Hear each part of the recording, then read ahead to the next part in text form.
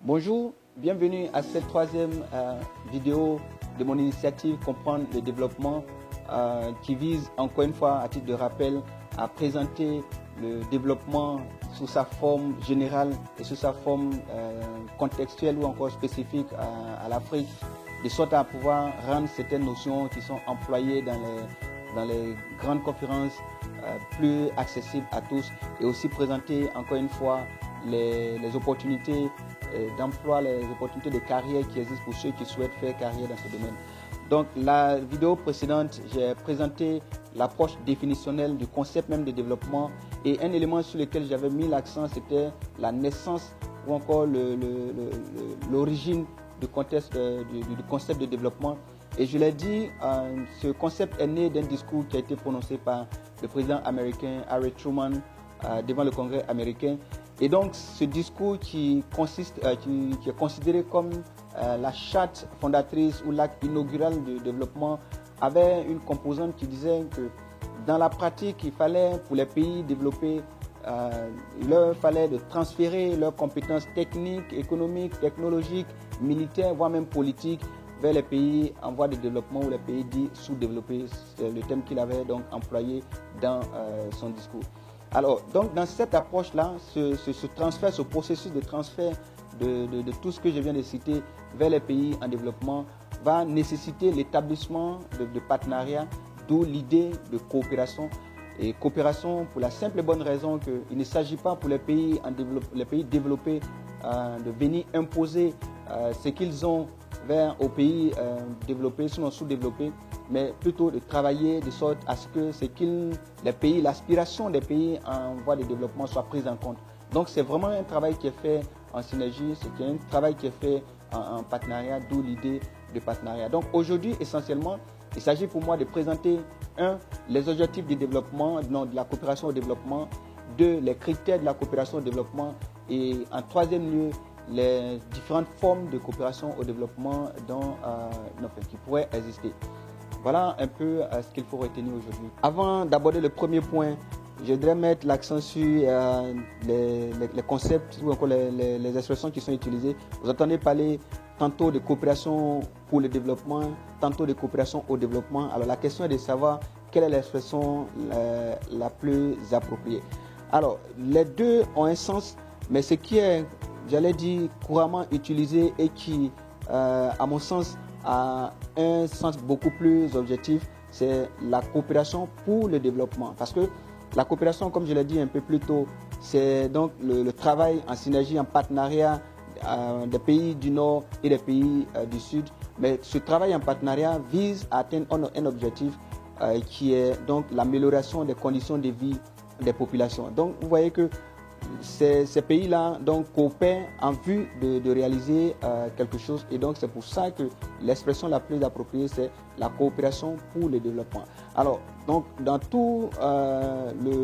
j'allais dire toutes les discussions, toutes les présentations que je vais avoir, je parlerai tantôt de coopération au développement, tantôt de coopération pour le développement.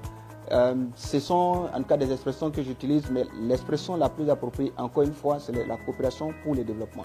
Cela dit, le premier point qui est de savoir quels sont les objectifs de la coopération au développement.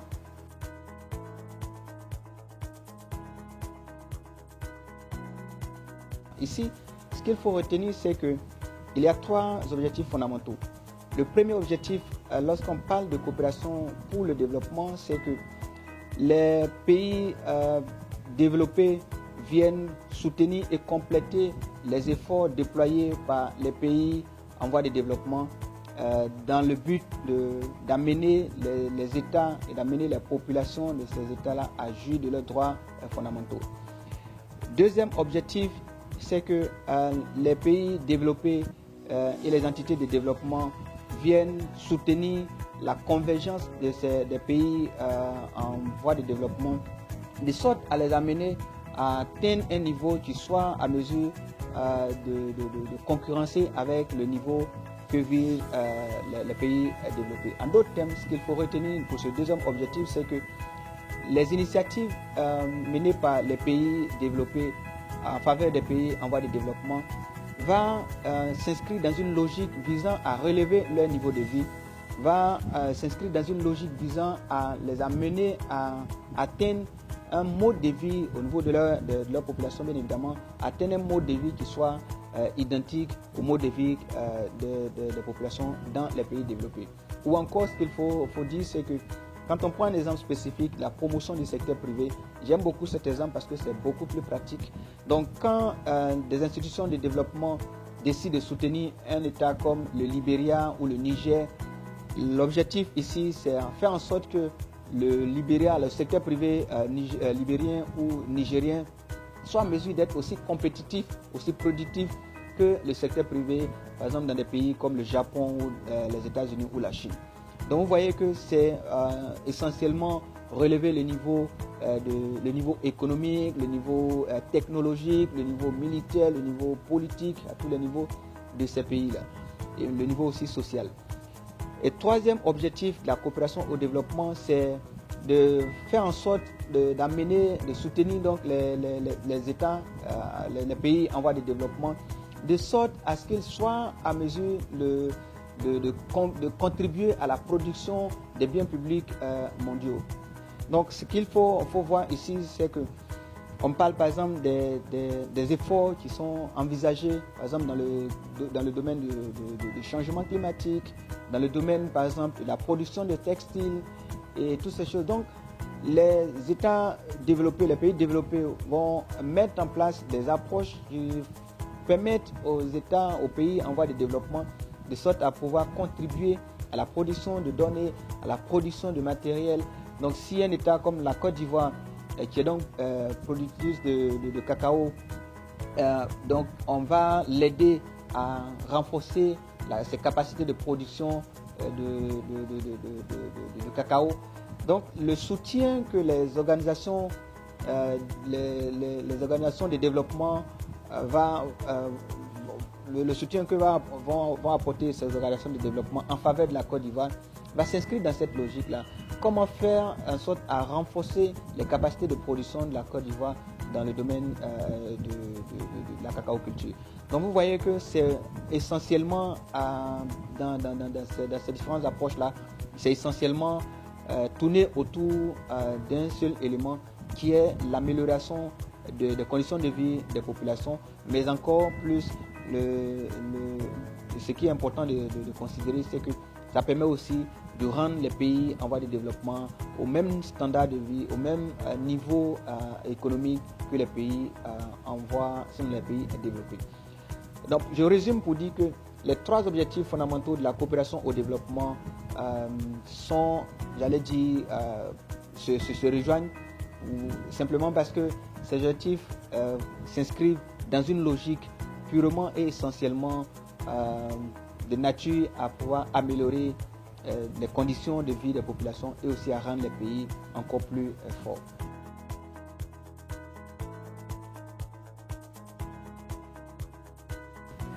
À cette question, il faut retenir que la coopération au développement est basée sur 4 critères fondamentaux. Le premier critère, elle vise à soutenir les priorités nationales et internationales. En d'autres termes, les actions qui sont menées, le soutien ou encore les initiatives de développement qui sont envisagées d'un pays ou encore par les institutions de développement en faveur d'un pays, dans les pays en voie de développement, doivent s'aligner sur ce que prône le pays. C'est d'ailleurs pour cette raison qu'on parle des stratégies nationales de développement. En Côte d'Ivoire, on a entendu parler du fameux document de stratégie de réduction de la pauvreté. Donc, pour que des institutions de développement puissent soutenir un pays, ces institutions-là demandent au pays d'identifier ses priorités, d'identifier les domaines, les secteurs dans lesquels ils souhaitent investir. Et c'est ce document-là qui va donc permettre à ces institutions de développement de pouvoir financer leurs initiatives. Donc vous voyez que ici, ce n'est pas des initiatives qui sont prises, qui sont élaborées de l'autre côté et imposées, même si avant ça avait été le cas lorsqu'on parlait des fameux APD, aide publique au développement. Mais ici, dans la forme de la coopération au développement, en tout cas dans la forme renouvelée ou dans sa forme actuelle, c'est beaucoup plus à aligner les initiatives sur celles qui sont mises en avant par les pays. Deuxièmement, la coopération au développement ne recherche pas le profit. Il est important de le dire parce que même si un élément essentiel qu'on oublie, c'est que les gens, ou encore les institutions de développement viennent accompagner les États dans les pays en voie de développement. Il n'y a pas en arrière, contrairement à ce que d'autres personnes peut-être essaient de faire comprendre, il n'y a pas nécessairement en arrière, ou peut-être pas dans l'immédiat, ou pas de manière explicite, une tendance à avoir du profit. Mais en même temps, ce qu'il faut comprendre, c'est que la coopération au développement aussi encourage les initiatives visant le profit. J'ai parlé tout à l'heure du secteur privé. Donc, les initiatives qui vont être menées, les institutions de développement vont soutenir le secteur privé dans un pays. Ici, elles encouragent le secteur privé dans ces pays-là à faire du profit. Mais directement, je parle de ces institutions, ne vont pas rechercher du profit. Donc la coopération au développement, pour le deuxième critère, ne vise pas à faire le profit. Troisièmement, la coopération au développement prône la discrimination positive en faveur des pays en développement. Ça, c'est encore plus visible quand on parle par exemple dans le secteur du climat. Pour ceux qui en ont entendu parler, le Fonds vert climat. Dans l'approche du Fonds vert climat, les fonds qui sont dégagés sont orientés principalement vers les pays en voie de développement. Ça veut dire qu'il n'y a que les pays qui sont considérés comme tels qui peuvent bénéficier de cette aide-là. Donc les pays dits développés, le Japon, l'Allemagne, la France et autres ne peuvent pas bénéficier de ces fonds-là. Donc du coup, ce qu'il faut noter, c'est que ces fonds-là, pour le domaine du climat, mais aussi ça existe dans d'autres domaines, sont mis en place pour pouvoir encourager les pays en voie de développement. Donc ici, ça ne bénéficie uniquement qu'aux pays en développement. Donc il y a une discrimination et cette discrimination est dite positive parce que dans une certaine mesure, elle encourage, en tout cas elle permet aux États en développement, aux pays en développement de pouvoir aller à un niveau plus élevé. Et troisième et dernier objectif, c'est que la coopération, ou un critère, c'est que la coopération au développement encourage l'appropriation par les pays des initiatives qui sont mises en œuvre.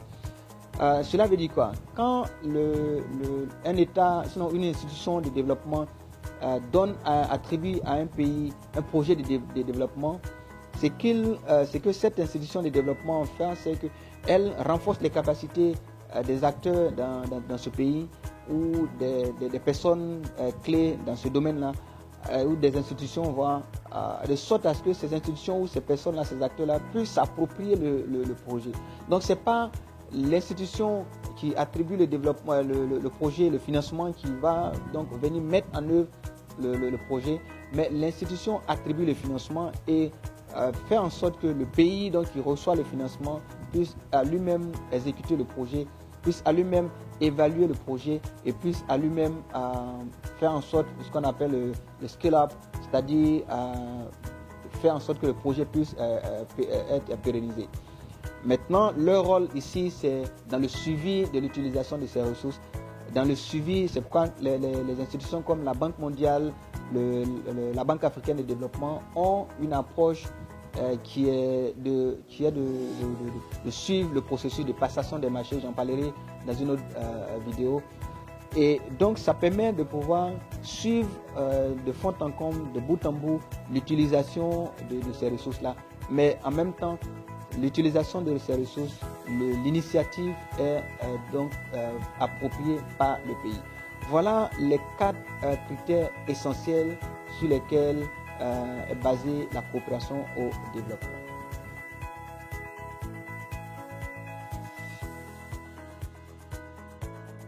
Nous venons donc de voir l'historique de la coopération ou encore la création, l'émergence du concept de coopération au développement ou coopération pour le développement. On a aussi vu les objectifs de la coopération pour le développement et on vient maintenant de parler des critères sur lesquels baser la coopération pour le développement. Ce qui reste à faire pour terminer sur les approches définitionnelles ou encore contextuelles, ce sont les formes de coopération qu'on pourrait identifier. Alors ici, ce qu'il faut retenir, c'est que nous en avons trois principales formes, ou puis peut-être une quatrième, mais j'en parlerai, qui n'est pas forcément trop développée.